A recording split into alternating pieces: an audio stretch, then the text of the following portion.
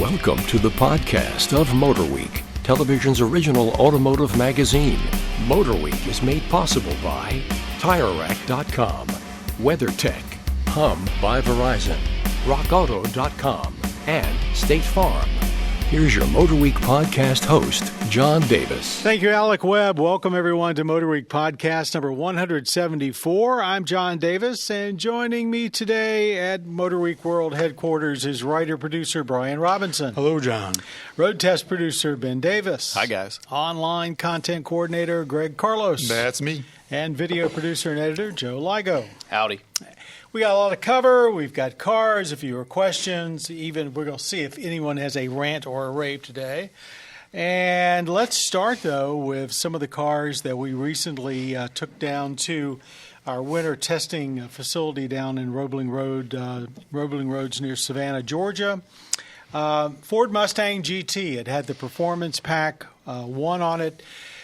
Let's go around the table. What do you think of it? Brian, what is the Performance Pack? Just add some performance-oriented stuff like Brembo brakes, some nicer wheel and tire. That thing did have brakes for days, didn't it? Stuff like that. Spoiler. There's a new, and then There's actually a 2 also. Right. What's new this year is optional Magna ride suspension, which comes standard in Performance Pack 2.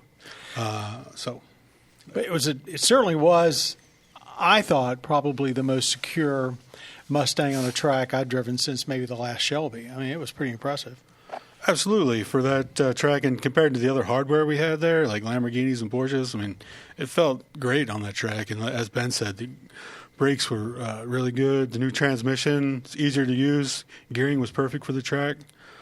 For being just a GT Mustang, not like a Shelby or anything else, it was pretty phenomenal, really. Greg? Yeah, I was really happy with it. I drove the this Mustang when I was in Malibu along with the Expedition, and I drove a 10-speed automatic there. And originally I was kind of bummed that we didn't get it on the track just because I wanted to try a new transmission, especially one with so many gears on the track.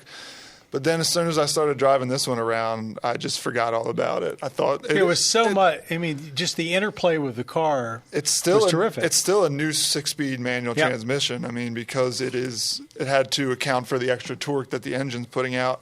I thought the pedal placement was great. I was nailing all of my downshifts in it. Like Brian said, the gearing was a little bit odd to me. It was good, but I always felt when we come onto the straight, I was waiting longer to get into fifth gear. It just seemed like a really tall gear, and it just revs a lot longer than you think V8 should. But it sounds great, and really just a nice package, I thought. It does sound good. It sounds good whether you're inside or outside the car. It does sound real good. And from a streetable perspective, I did some drive-by shots with it for the camera. It's so easy to drive for being a manual transmission because you're pulling into parking lots, turning around, driving back in front of the camera and that kind of thing. And I could have driven it all day. There was no fatigue from that, even in stop-and-go traffic. And we had a couple other manual transmission cars, and I think that Mustang might have been one of the easier ones, if not the easiest, to just drive around town.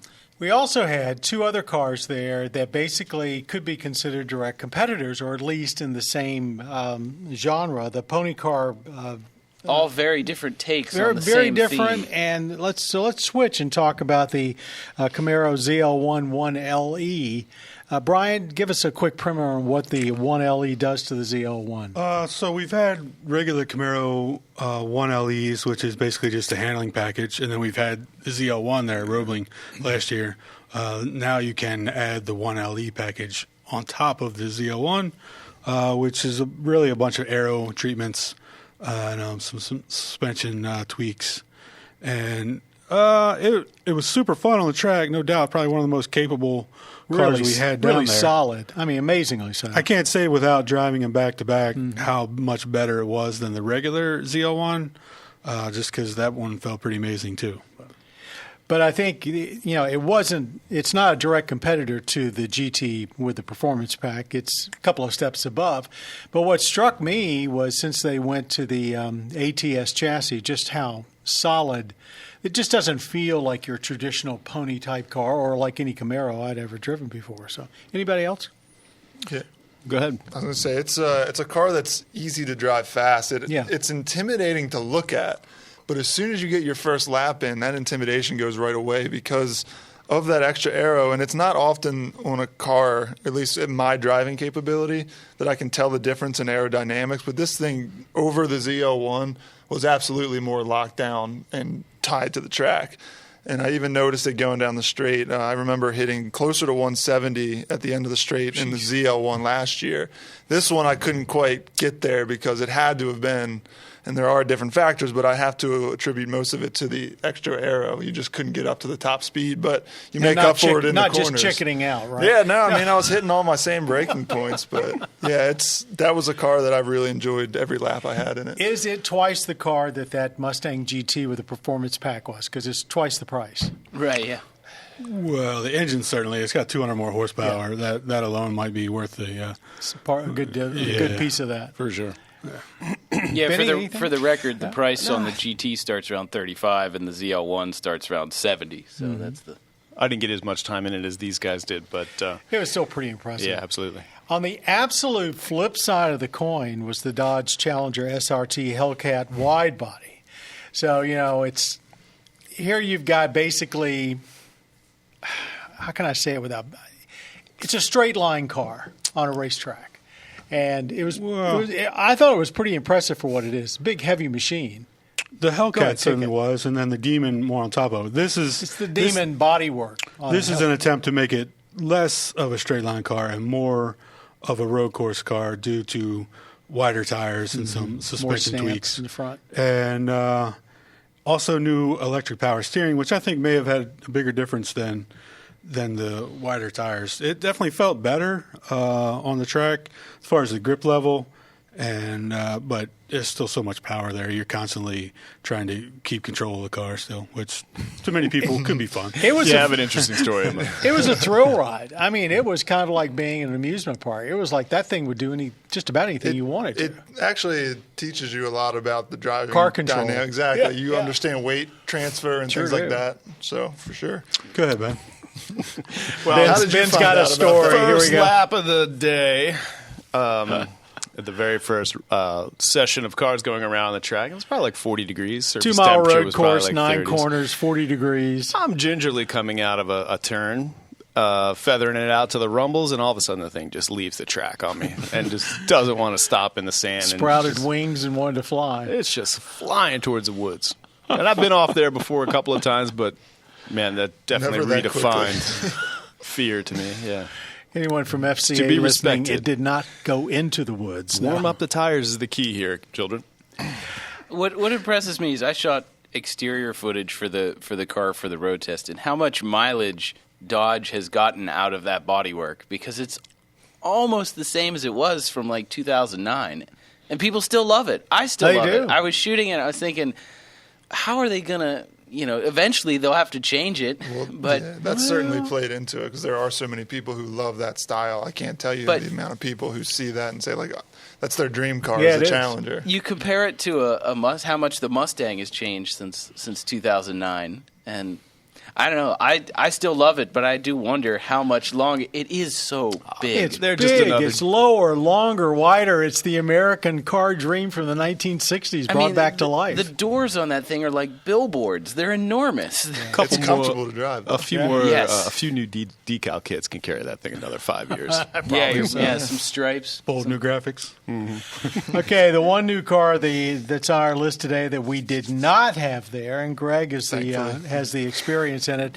It's the all-new, and really I think that name that applies, Jeep Wrangler for 2018, the most new Wrangler in several decades. And this one actually does go into the woods. This one does. You want to take this one into the woods at a nice pace, or on some rocks, as I was able to do with Jeep. They invited me out to Tucson, I think. I can't remember. There was a big rock pile out there, so we got to test some Rubicons going up and down, some serious off-roading. It's compared to some other events that I've done. But yeah, so when you look at it, it's not exactly drastically new style, and I think that's the way that Jeep wanted it. Yeah, they learned Same their thing lesson with the G-Wagon Cherokee from Mercedes. I think, you don't want to change too much of an icon. But they did make some changes. If you look closely enough, they paid homage to the CJ where they cut into the slotted grille with the headlights a little bit. I think that's a pretty nice touch. They've widened some things out. They've lengthened it a little bit. Big news is in the powertrain department. There's a new 3.6-liter V6, and then they have the turbo 2-liter 4-cylinder, which I actually thought was pretty nice. That's not available to the public yet. Not yet. You were able to drive it at the event. Right, yeah. Yeah, the 3.6 is the standard. Right, Yeah. 3.6 was definitely more powerful in terms of horsepower, better top end. But that 2-liter is really torquey, and I like that. And it's something I've gotten used to now with the advancement of turbocharged engines. You're just used to torquey performance. You can only get the 2-liter with an automatic, though, which it is a new 8-speed, right? Yes, Yeah. new 8-speed. So, but, off-roaders want that manual. Is it more civilized? Because I look at it, and I sat in it, and you've got a much nicer interior. You've got all sorts of features like much easier to use fabric tops. I mean, like hugely, like not even comparison to the old snap and zipper. Blind spot monitoring. Blind spot monitoring. Has it lost its appeal by becoming more of a mainstream vehicle? That is a good question. I've never been a huge Jeep Wrangler person, but I could see there's definitely an argument there that could be made to say that it has lost its edge, because you get in and it is like what would be considered luxury 10 years ago. I mean, you got big screens, you got all this technology, but I like how they still kept some of that Wrangler DNA inside, maybe even to a fault at some point. They have like exposed screws and things. Still take the doors off, still lower the windshield. Yeah, you can still lower the windshield, right. But there's things like the heritage old images of the Willys Jeeps on the shifter, which is a little corny stuff, a little hokey, they love that stuff. Which you don't need to do on a Wrangler. You can do it on a Compass, sure, but on a Wrangler, I mean, it is the real thing. That is it. It's the real McCoy. I'm sure being friendlier to drive or whatever point we're trying to make, I don't think most Wrangler buyers aren't what we think of as the traditional Wrangler buyers. I mean, since they went to 4-doors, I mean, it's just people using them as a regular SUV. 4-doors it's by far the dominant body style. Yeah. Here's what they should do. I agree with you 100%, but why doesn't SRT just bring out a hardcore, straight-up, off-road, rock crawl version of the Wrangler? Yeah, like a next-level Rubicon. People who say they're, claim they're that kind of Jeep guy can just look at it, say awesome, and not buy it. So, and there's more engines on the way, right? It's got to be a hybrid. Actually, technically, I think it's a mild hybrid system now, as it is. 48-volt electrical system. Yeah, but eventually there will be a plug-in hybrid, so they say, and then plug-in hybrid Eco Diesel will be coming down the road pretty soon. For Europe consumption and Chinese consumption, they'll need it. This is now Jeep is FCA's global brand. Do you think it would an electric motor would be great at off-roading because you can kind of have more control over it, maybe? Like if you're going real slow? Yeah, you only have limited use of it, before you got to recharge it. Yeah. You could definitely afford water real deep with it. Yeah, you wouldn't have to worry about snorkel anymore. Yeah. As long as electrical components don't do well underwater. As long as all those submarines aren't submarines electric? No. Yeah, I was gonna say as long as all those wires are coated and covered and waterproofed. All right, we digress. Let's move on to our viewer question. Jack from Marietta, Georgia.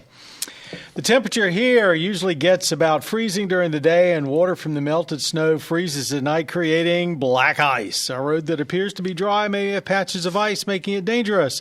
Will self-driving cars detect these patches of ice, and what is their strategy for safety on slippery roads? That's a good question. That's a great question. I will tell you that most of the semi-autonomous systems that we're driving now have not been very good at detecting black ice because they're using primarily cameras.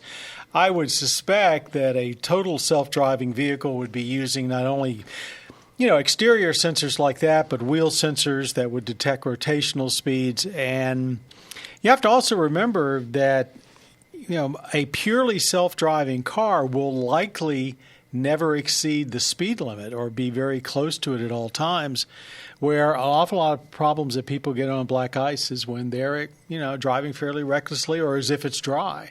Yeah. But it's a great question. I'm sure that's one of many obstacles that has to be surmounted. So far, I don't think they're there. I thought about this on my way in today, and I was thinking a lot of the cars we have now all have temperature readings in them, and if it's below 30, they warn you with a little warning on there. It says, look for ice. If it's below 40, they start They say, look for ice. But then the other thing I thought of is, if these cars aren't just using cameras, but some kind of LiDAR or lasers or that kind of thing, or some kind of infrared vision, then they can probably see more than your eyes can see, and they can say, "Oh, that patch of road is a lower temperature or something." Now, I don't know if there's cars out now that do that, but in the future. And then also, we've known for years that ABS and traction control respond way faster than a human ever could, anyways. So I think they may not be there yet. But I think all it takes is one smart company to kind of connect the dots between better cameras than human eyes and better response time than human reactions, and it won't be long before it's a non-issue. But when you hit black ice, as all of us have done, you're just driving along and you think you know what you're doing, and all of a sudden, one side or the other of the car is out of control. So it's one of those situations that machines may well be able to do it better than we ever could because they'll simply have more information. But I think salt is the thing that worries me because it obscures road markings, it covers up sensors. I think salt is semi-autonomous systems that we've tested now don't work in those conditions. Right, because you get the freezing days with no snow where you just have dry salt all over everything and lane departure quits working and everything quits. So that I think I'm much more worried about residue than I would be the ice itself. Residue. Well put, Joseph. Thank you, Jack. I hope that probably doesn't answer your question, but I hope you enjoyed. We enjoyed you asking it. Let's put it that way. Rant and rave. Anybody got anything? We just came back from a long road trip. Anything that you noticed along the way that particularly stuck out? Another Ben story. You laughing at my speeding ticket? Ben. Barely a speeding ticket. Well, now look, in your defense, you were using the radar cruise control. Set at 80. And you were following another vehicle. I was. A much bigger vehicle. At 80, and you got the ticket. And I got pulled over for 81, and I was going no faster or slower than the car I was radar locked to that was in front of me, which happened to be an 18-wheeler. And you were in the back, right? No, I was driving. No. Oh, you were the last vehicle in the chain. You're driving from the backseat. Yeah. So I honestly don't know if there was a car in front pickings? of him. Yeah, I was. Yeah, but it's not like you. I mean, it was an assault-covered, I'm sure, gray CX-9, right? Yeah, and it was only doing 81 and a 70. Well, it was at Virginia, right? Yeah, it's all about the revenue. It happens to all of us. Just be lucky you're not in jail. It happens to all of us. It's a reminder. Speed limits are signs that are to be heeded one way or the other, depending on your personal choice. All right, I think we're going to wrap this podcast up. I want to thank our audio engineer, Jim Bigwood, our podcast creator, Bob Mixter. Around the table, our writer-producer, Brian Robinson, road test producer, Ben Davis, online content coordinator, Greg Carlos, video producer and editor, Joe Ligo, myself, John Davis. Thank you very much. Remember, you can catch MotorWeek on public TV stations around the country, also on the Velocity channel. Our website, by the way, motorweek.org, under the About the Show tab at the top, has a new station finder program that works much, much better. Stick in your zip code. You'll get the times and dates of all the stations in your area that carry us. Till next time, thanks for watching and listening to MotorWeek. We'll see you next time. You've been listening to the podcast of MotorWeek, television's original automotive magazine.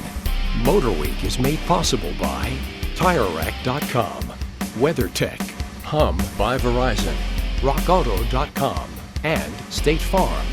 For additional information on podcasts, videos, and showtimes, visit our website at MotorWeek.org. And watch MotorWeek, television's longest-running automotive magazine series each week on your local PBS station.